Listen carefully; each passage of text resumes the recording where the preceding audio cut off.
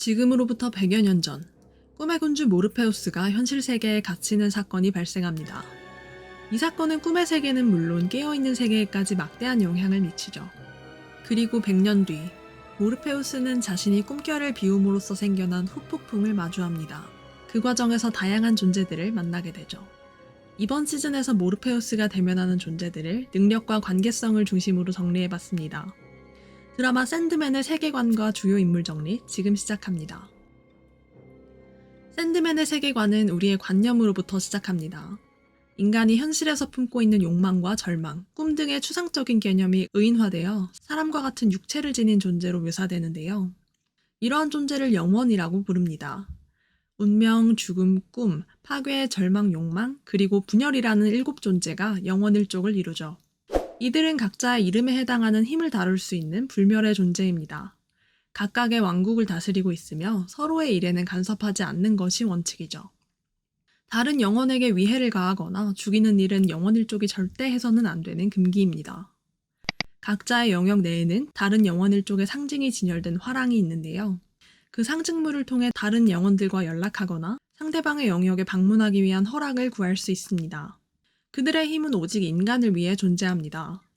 각자의 분야에서 전능한 힘을 가졌기에 신이라고 생각하기 쉽지만 이들은 신이 아니라 관념 그 자체입니다. 예를 들어 꿈의 군주 모르페우스는 꿈의 왕국을 다스리며 인간을 잠재우고 각성시키는 능력이 있음과 동시에 그 스스로가 꿈 그 자체이기도 한 것이죠. 따라서 영혼 1족은 육체와 같은 물리적인 형태가 파괴된다고 해도 사라지지 않습니다. 육체는 죽어도 개념은 소멸하지 않기 때문이죠.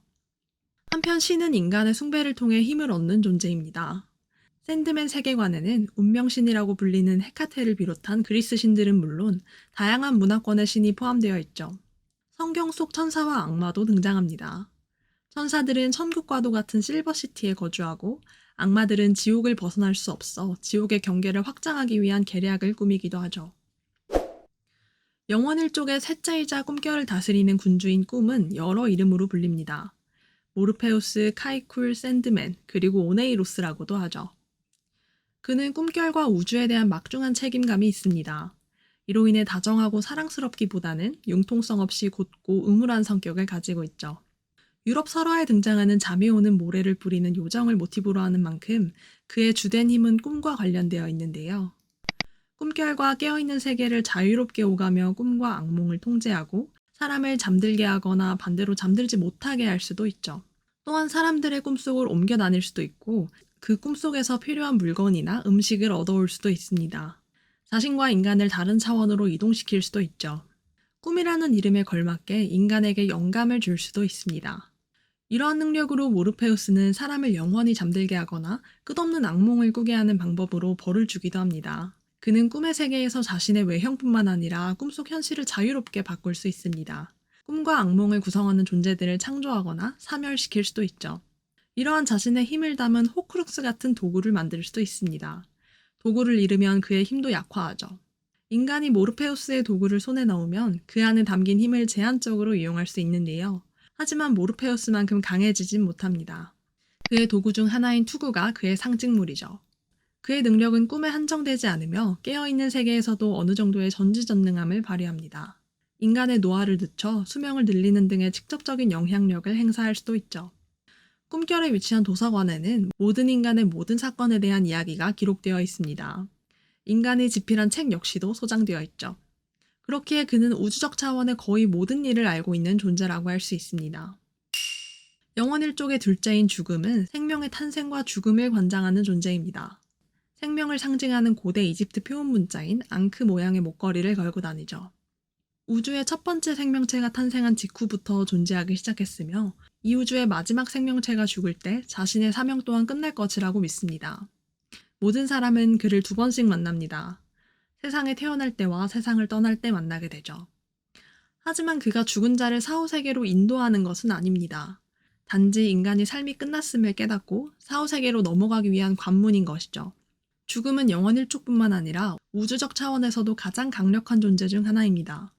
꿈과 마찬가지로 현실 세계 어느 곳이든 빠르고 자유롭게 이동할 수 있으며 자신의 외형을 바꿀 수도 있습니다. 현실 세계에서 인간의 영혼을 감지하고 그들과 상호작용할 수 있죠. 자신의 일을 사랑하고 책임감 또한 가지고 있습니다.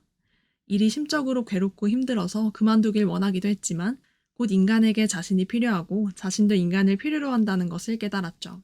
따뜻하고 낙관적인 성격으로 누구에게든 금세 호감을 삽니다. 이렇게 꿈과 정반대인 성격을 가졌지만 가족들 중 꿈과 가장 가깝게 지냅니다. 꿈에게 종종 조언을 해주기도 하죠. 욕망은 영원일족의 다섯째로 절망과 쌍둥이입니다. 상당히 화려하며 양성적인 모습을 하고 있죠. 이에 걸맞게 그의 상징물은 하트입니다. 때로는 여성, 때로는 남성일 수도 있으며 둘 다이거나 둘 중 어떤 것도 아닐 수도 있습니다.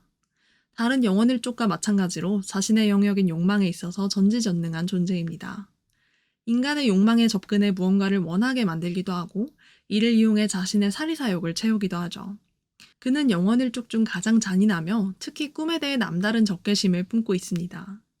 꿈을 환하게 하기 위해 절망과 합심의 음모를 꾸미기도 하죠. 사실 그는 꿈뿐만이 아니라 다른 형제들의 일에 간섭하기를 좋아합니다. 형제들 중 절망, 분열과 가장 가깝게 지내죠. 욕망의 쌍둥이인 절망은 어둡고 차가운 존재입니다. 언제나 자신의 상징물인 갈고리를 손가락에 착용하고 있으며 그것으로 자신의 피부를 찢는 습관이 있죠. 지옥의 지배자 루시퍼 모닝스타는 원래 사마엘이라는 천사였습니다. 창조주의 최애이기도 했죠. 하지만 사마엘은 그에게 반기를 듭니다. 이에 천국에서 쫓겨나 지옥을 통치하게 되었죠.